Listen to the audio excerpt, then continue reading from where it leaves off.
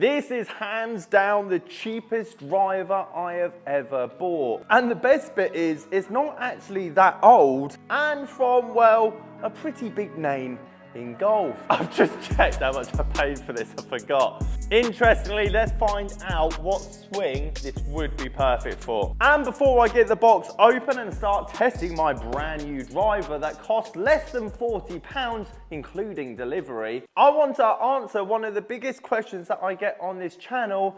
Simon, is this driver right for me? So I've gone and done just that. Bought a driver that isn't right for me, which is extremely cheap, not new, in pretty rough condition. Obviously I haven't seen it yet. And exactly how bad is this thing in my hands? So we're going to talk about head type, lofts, shafts, grips, you name it. And then ultimately, are you losing out on distance and dispersion at your level of game without changing your driver? Oh, we got a head cover as well, boys and girls. Hopefully the head's intact. Now, I will tell you exactly what I paid for this driver in a minute, because this thing was an absolute bargain. Auction ending. No one wanted it.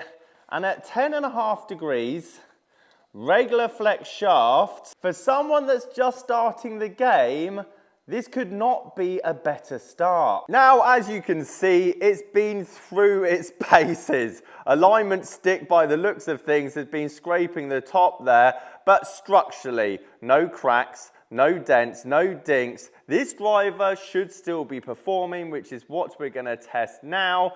And if someone's just starting the game, how much difference would this be? Well, something that's just a tiny bit more expensive. Now, typically when I get asked that question from someone, either through email, social media, whatever it might be, they have just started the game. And there's quite a few things that definitely aren't helping their driver, i.e.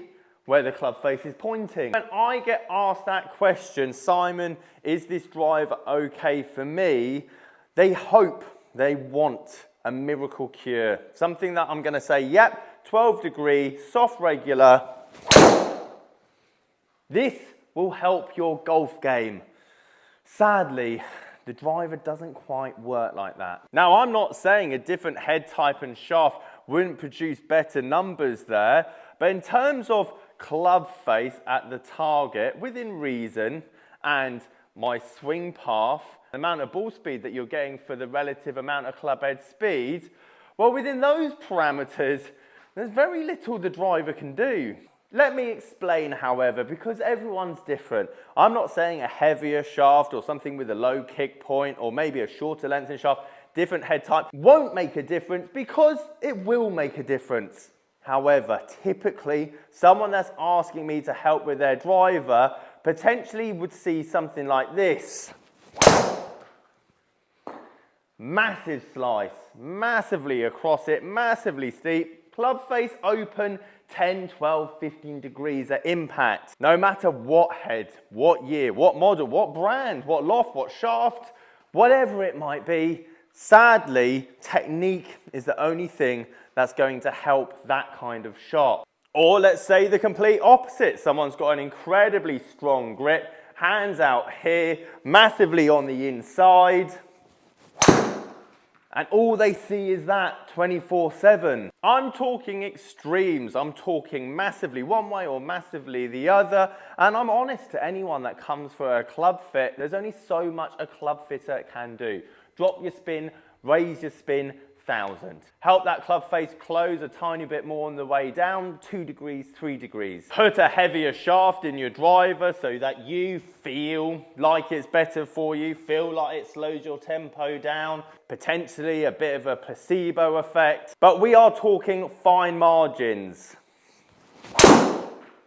Especially if you're a player that swings the club at 100 miles an hour. Essentially, there is no miracle cure. Far too often I see people flipping and changing, going between one driver to another, purely on placebo effect more than anything else. And if you've just started the game and you have quite a few big flaws, no matter how much money you spend on it, no matter what head type, shaft or anything else, these aren't going to work for you. And you know what? Good.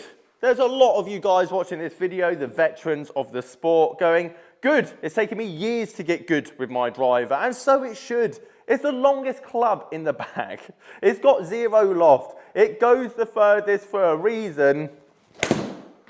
And for you guys starting the game, that hits that 8 iron okay, hits the 9 iron okay, hits the pitching wedge okay. You hit it okay because it's got loft, because it's got backspin. Of course, it's going to go up in the air. But that 8 iron, that 7 iron, that 9 iron is masking your problems. Very rarely do I have someone come in, Simon, I'm flushing my 2 iron. Simon, I'm flushing my driver. But for whatever reason, I can't hit my 9 iron. And the sad reality about this game is the driver is difficult. Hence why some of the best in the world still miss the fairway. I've just checked how much I paid for this, I forgot. £24.90. £10 for postage, £16 for the club. That is an extremely underrated driver. But it's no good for me. I'd hit fairway after fairway all day with this. As you can see, my spin rate's so high that if I hit it slightly right or slightly left, it's going to spin up in the air, come down, basically like a mini driver. These are the kind of people that I love seeing coming for a driver fit. In to out, slightly on the up, launch angle still decreased considering my angular attack, yet spin rate is huge. Meaning if I got a player into a 9-degree low spin head with, well, a stiff flex shaft, we would see that spin rate drop massively. All of those drives I've hit there, been struggling to get up to 260, 270. Whereas if I find something that's a bit lower spinning, bit lower lofted, drop the spin just a tiny bit. Even that's still a tiny bit too high, but still on the up, still on the inside. Our launch angle's now lower, hence the spin rate's lower. Hence we've now gained 20, 30 odd yards. Doesn't mean this is a bad driver, it's just as fast as the Rogue over there and would be just as fast off the face, or let's say as close as a human would be able to detect considering heel and toe strikes. Yet the combination of loft and shaft is just too high launching. Too high spinning. Even if I ramp the speed up at 180 miles an hour, the thing's got snow on it. It's not the driver's fault, it's just the combination. However, there is a reason why I recommend 10.5 non-adjustable sliding weights in the head, regular flex shafts for virtually anyone that asks me that question. Because even in the best scenario, like I showed you there, someone swapped this for the Rogue, goes from 250 to 290. Is that costing you 20 shots around? Typically, the person asking me that question wants to break 100. And yes, drivers do help within reason. Me giving you the perfect combination of driver, head, and shaft, however, won't be the answer of you breaking 90 for the first time. Test time, however, because it's a great deal, and these Cobra amp cell drivers, I feel, apart from maybe the paint job that potentially puts a few of you guys off, is a good driver. Forgiving, love the sound, but let's find out what swing speed this would work for. Where was that? 82 miles an hour. What's our spin? Oh, 2,000, not far off. Bit left, only 40 yards less than my 118. Let's ramp it up a tiny bit. Oh, a bit heely. That's 90 miles an hour. That might spin a bit more. 2,800. Close, around that margin. If I didn't hit out the hill, that would have been good. Let's go 90 miles an hour. A typical clubhead speed for someone that's just starting. Oh, that was a good hit. 92. 92 miles an hour, bit of a draw. We have got 240 yards, 10.5 regular flex, Cobra amp cell driver. That's pretty much the perfect numbers for this club head speed.